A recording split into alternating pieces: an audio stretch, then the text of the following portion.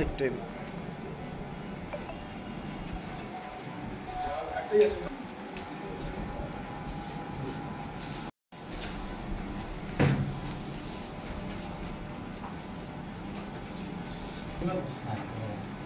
বঙ্কু বর্মানিক এই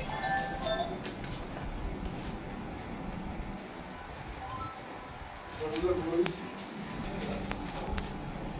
হজরি মন্ডল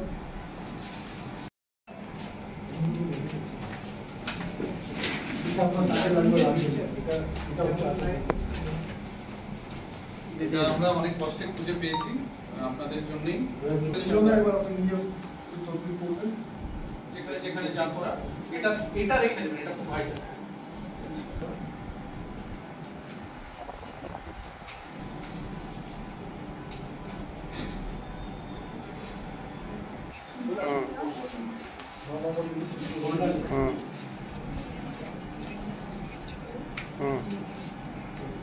কোথায় ঘটেছে? ঠিক আছে, কোথায় ঘটেছে? কোথায় কোথায় ধরেছে? কোথায় ঘটেছে?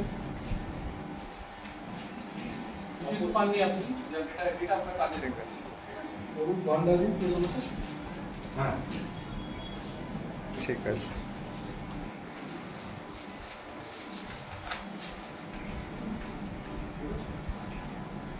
সাগর মালিক।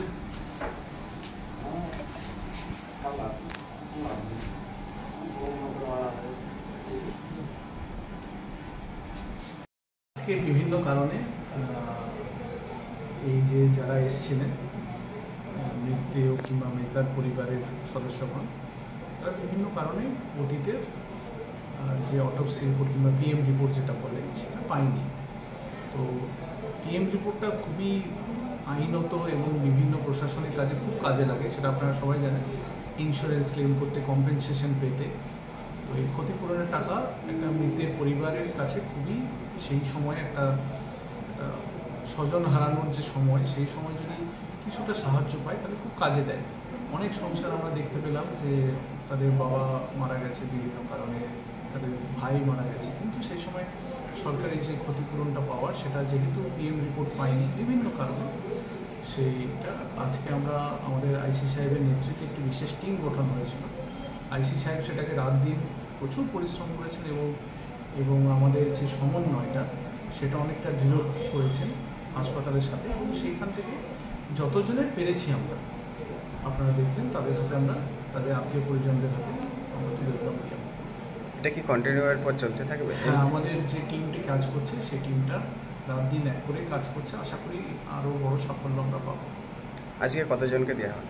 আজকে আমরা 15 জনকে আমরা দিতে পেরেছি, এবং আগামী দিনেও আমরা আরও চেষ্টা করবো। মানে আমরা সত্যি মানে লজ্জিত আছি মানে জিনিসটা, কারণ কি ইনাদের হাতে অনেক আগে পৌঁছে যাওয়ার কথা ছিল, 2014, 16, 15, অনেক পুরনো।